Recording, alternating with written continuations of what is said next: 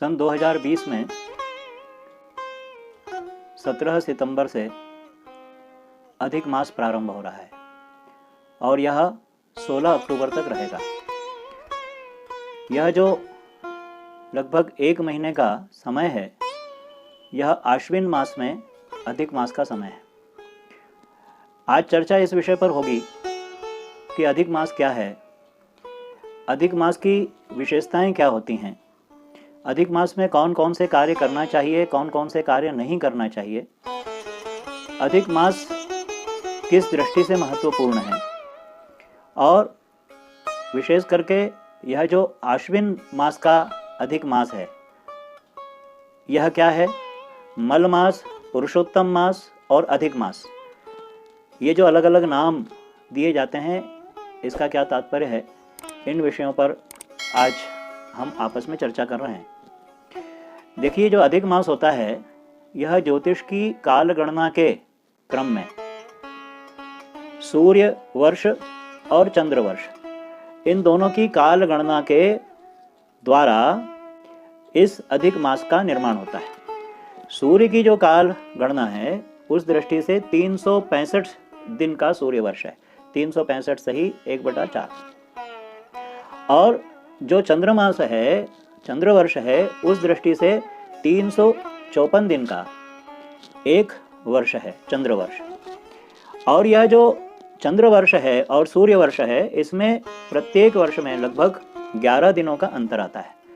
तो 11 दिनों का अंतर जब आता है, तो ऐसे 3 वर्ष मिला करके इस अंतर को पूर्ण करने की दृष्टि से, क्योंकि यह जो सूर्य मास और चंद्रमास का अंतर है, इसको यदि हम 3 वर्ष में जाकर अधिक मास के रूप में काल गणना में नहीं लेंगे, जैसा कि ज्योतिषीय ग्रंथों में कहा गया है, तो फिर हमारी ऋतुएं परिवर्तित हो जाएंगी।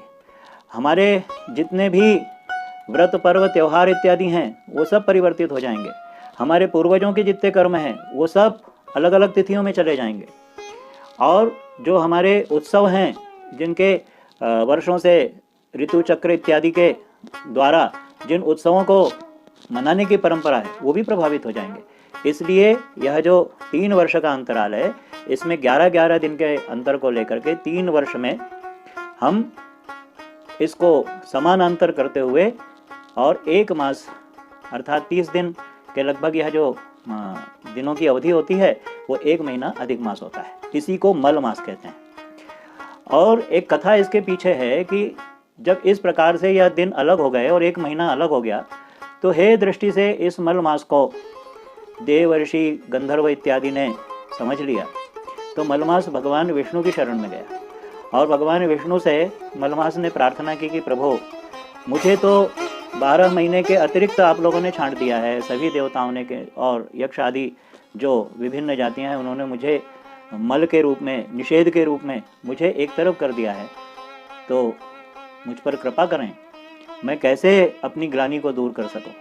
तो भगवान विष्णु प्रसन्न हुए और उन्होंने कहा कि जो मेरा कृष्णावतार है, उस कृष्णावतार में जो कृष्ण के रूप में जब मैं उपस्थित हूँ, तो मैं तुम्हें अपना वह कृष्ण स्वरूप अर्थात पुरुषोत्तम स्वरूप, कृष्णस्तु भगवान स्वयं, मैं अपना पुरुषोत्तम स्वरूप तुम्हें प्रदान करता हूँ।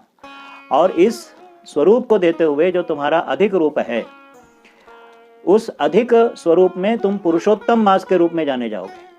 और पुरुषोत्तम के रूप में जो कृष्ण स्वरूप इस पृथ्वी पर जन्म के रूप में अवतरित होगा, वह पूरा तुम्हारा वास्तविक स्वरूप होगा। और उस समय पर स्वयं नारायण रूप अर्थात मेरे स्वरूप में भगवान कृष्ण की स्तुति और प्रार्थना इत्यादि करने वाले के लिए तुम अत्यंत फलदायक बन जाओगे। तो अधिक मास ने भगवान की प्रार्थना से यह अपनी कामना को पूर्ण किया, तब से पुरुषोत्तम मास कहलाता है। तो अधिक मास में पहली बात हो गई कि 3 वर्ष के अंतराल से 1 महीने का जो अंतर आता है, वो पुरुषोत्तम मास है, इसे ही मल मास कहते हैं। यह विष्णु मास भी है और अधिक मास भी है। तो इस बात को समझने के बाद अब आइए हम इस विषय पर आते हैं कि आश्विन का क्या महत्व है। अभी देखिए, आश्विन कृष्ण पक्ष में पितृ श्राद्ध और आश्विन शुक्ल पक्ष में भगवती शक्ति की आराधना होनी है। तो पूर्वजों के और शक्ति आराधना के बीच में यह आश्विन का महीना आ रहा है। और इस आश्विन का महीना जो अधिक मास के रूप में आ रहा है, तो ये पूरी शताब्दी में लगभग 19 वर्ष के अंतराल पर एक बार आता है आश्विन का महीना।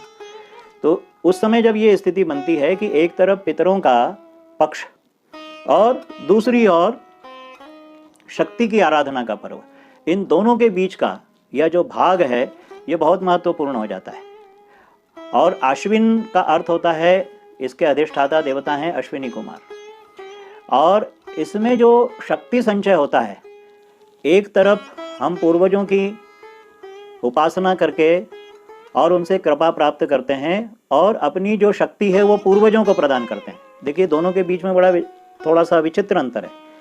पूर्वजों को हम अपनी शक्ति देते हैं, जैसे पिंडदान इत्यादि जब किया जाता है तो अपनी श्वास उस पिंड पर छोड़ी जाती है। इसका तात्पर्य है कि हम उनके रक्त के संबंधी हैं और अपनी श्वास से उनको पुष्ट कर रहे हैं। तो हम पूर्वजों को पुष्ट करते हैं, उसमें हमारी शक्ति पूर्वजों के साथ जाती है। उस शक्ति को जो हमने पूर्वजों को मुक्त करने में लगाया है, उस शक्ति को संचय करने के लिए फिर हम शक्ति साधना करते हैं। और इन दोनों के बीच में जो संतुलन है, तो जब आश्विन मास का अधिक मास आता है, उस संतुलन को प्राप्त करने के लिए शक्ति और मुक्ति और भुक्ति दोनों के बीच में जो हमारी स्थिति रहती है, उसको संतुलित करने के लिए ये आश्विन मास का अधिक मास है। अब अधिक मास में हमें क्या करना चाहिए? देखिए अधिक मास में बहुत से मांगलिक कार्य, जो कार्य हमें नए करना है, जैसे शादी विवाह है, कोई मुंडन संस्कार इत्यादि है, कोई यज्ञ आदि क्रियाएं हैं, ये सारी क्रियाएं वर्जित होती हैं। मकान का वास्तु इत्यादि है। किंतु जो कार्य पूर्व से चल रहा है वह कार्य हमें अवश्य करना है, उसे हम नहीं रोक सकते। नया कार्य प्रारंभ हमें नहीं करना चाहिए, जिसकी लंबी अवधि तक हमें उस कार्य को पूर्ण करने के लिए यात्रा करनी है, ऐसे कार्य नहीं प्रारंभ करना है। इसके साथ यह पुरुषोत्तम मास है। इस पुरुषोत्तम मास में जो विशेष अनुष्ठान है, जैसे श्रीमद् भागवत का अनुष्ठान श्रेष्ठतम, उसे हम शास्त्रीय विधि से करें और बिना स्वांग के करें। आजकल एक विचित्र परंपरा देखने में आ रही है कि श्रीमद् भागवत का अनुष्ठान तो हम लोग करते हैं, लेकिन भागवत का अनुष्ठान कहीं भी देखने में ये आता है कि परिपूर्णता को प्राप्त नहीं हो पाता, क्योंकि हम उसके तामझाम में और उसकी व्यवस्थाओं में इतना संलिप्त हो जाते हैं कि मूल अनुष्ठान एक तरफ हो जाता है। तो हम घर में यदि सुविधा हो तो किसी योग्य विद्वान के द्वारा श्रीमद् भागवत का मूल अनुष्ठान कराएं, मूल पाठ भी कराएं और कथा श्रवण भी करें। और श्रीमद् भागवत में यह भी एक विचार किया गया है कि भगवत कथा में प्रमाद नहीं होना चाहिए। भगवत कथा में कोई बहुत अधिक वैभव का दिग्दर्शन भी नहीं होना चाहिए, उसका प्रभाव भी नहीं बताना चाहिए, बल्कि उसमें श्रद्धा का भाव और उसके साथ समर्पण का भाव ये बहुत महत्वपूर्ण है। तब उससे हम भगवत कृपा की प्राप्ति भी करते हैं और फिर हमारे पूर्वजों की मुक्ति के लिए भी उस अनुष्ठान को किया जाता है। श्रीमद् भागवत का पाठ और अन्य ग्रंथ हैं, जैसे शिव पुराण है, देवी भागवत है, श्रीमद् भगवत गीता है, श्री वाल्मीकि रामायण है, श्री रामचरितमानस है।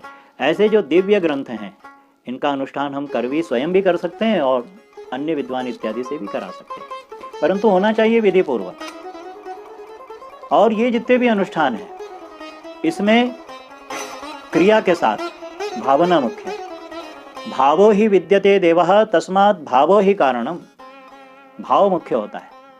तो इसलिए पुरुषोत्तम मास में भगवान विष्णु से जुड़े हुए और अन्य देवी देवताओं, जिसमें भगवान विष्णु के साथ सारे देवताओं का समन्वय हो जाता है, ऐसे सारे अनुष्ठान किए जाते हैं। एक विशेष अनुष्ठान बड़ा लाभप्रद है। भगवान विष्णु को सबसे प्रिय कोई संसार में वस्तु है तो वह है तुलसी दल। तुलसी दल से भगवान विष्णु का हम अर्चन कर सकते हैं। अर्चन आपके इष्ट मंत्र से भी कर सकते हैं अथवा द्वादशाक्षर मंत्र नमो भगवते वासुदेवाय, इस मंत्र से भी तुलसी दल भगवान को समर्पित किया जा सकता है। 108 तुलसी दल समर्पित करें, 1000 सहस्र तुलसी दल अर्पित करें, अथवा जितनी सामर्थ्य हो पूरे परिवार के साथ बैठ करके मंत्र जप करते हुए भगवान नारायण के श्री विग्रह पर शालिग्राम की प्रतिमा हो आपके यहाँ, अथवा गोपाल जी की प्रतिमा हो उन पर तुलसी दल अर्पण करें। इसके साथ ही विभिन्न प्रकार का नैवेद्य भगवान को जो प्रिय है, माधुर्य युक्त जितनी सामर्थ्य है उसके अनुसार नैवेद्य इत्यादि भी भगवत अर्पण करना चाहिए।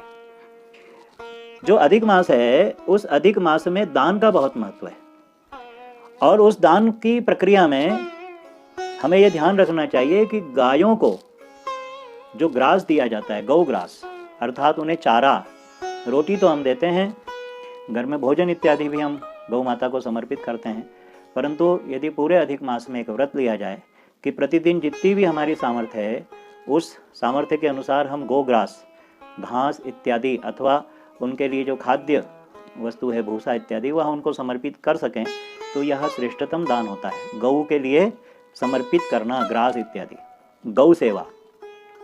इसके साथ ही हमें प्रतिदिन अपने घर में 3 भाग, एक भाग गाय का, एक भाग कुत्ते इत्यादि, श्वापत और जो चौपाए हैं उनके लिए, और इसके अतिरिक्त एक भाग कौओं के लिए, कबूतर और उड़ने वाले पक्षियों के लिए।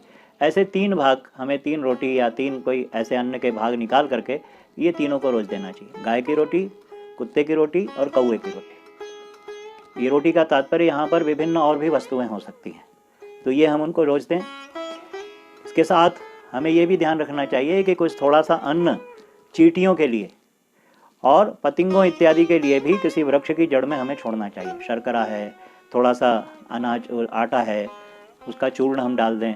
ऐसी चीज़ों को भी हम दान के रूप में दे सकते हैं। दान का इसमें विशेष महत्व बताया गया है, तो किसी योग्य विद्वान को पुस्तकों का दान, वस्त्रादिक दान, और जो उसके भरण पोषण इत्यादि के लिए सामर्थ्य के अनुसार आप दान इत्यादि कर सकते हैं, क्योंकि दान जो है वो पात्र को दिया जाना चाहिए। दरिद्रान भर कौन्तेय मां प्रयच्छेश्वरे धनम। दान हमेशा उसे दिया जाना चाहिए जिसे दान की जरूरत है, और फिर दान दे करके उसका प्रदर्शन नहीं होना चाहिए। भगवान को सबसे अप्रिय कोई वस्तु है तो वह प्रदर्शन है। ईश्वराधन और ईश्वर की उपासना और ईश्वर के साथ जो दान इत्यादि की प्रक्रिया जुड़ी हुई है उसमें प्रदर्शन का भाव नहीं होना चाहिए। त्वदीयम वस्तु गोविंद तुभ्यमेव समर्पय। हे भगवान, तुम्हारी वस्तु मैं तुम्हें ही समर्पित कर रहा हूँ, ये भाव होना चाहिए। तो इसलिए दान में दिखावा नहीं। ये सब अधिक मास के अनुष्ठान में ये महत्वपूर्ण बातों का हम ध्यान रखें। और अधिक मास में एक व्रत लेना चाहिए कि हम पूरे अधिक मास में एक समय यदि भोजन करके रह सकें तो श्रेष्ठतम है। और हम अपने अनुष्ठान में जितना कम व्यवहार करें, मितभाषी बने, असत्य का आचरण नहीं करें, और जितना अधिकतम हम जप अनुष्ठान में अपना समय लगाएं। जितना हम मोबाइल पर उंगलियां चलाने में अपना समय लगा देते हैं, उतना यदि हम थोड़ा माला पर, अपनी माला की मनकों पर यदि हम जप में समय लगाएंगे, उससे आधा भी, तो हमारे लिए अधिक कल्याणकारी होगा। तो अधिक मास का ये रहस्य है कि हम अपने जप अनुष्ठान को बढ़ाएं, अपनी उपासना को बढ़ाएं, ईश्वर की आराधना में अपने चित्त को लगाएं, तब अधिक मास सार्थक होगा। तो पुरुषोत्तम बने और पुरुषोत्तम बनकर पुरुषोत्तम की आराधना करें, यही अधिक मास का मूल भाव है। ओम पुरुषोत्तमाय नमः।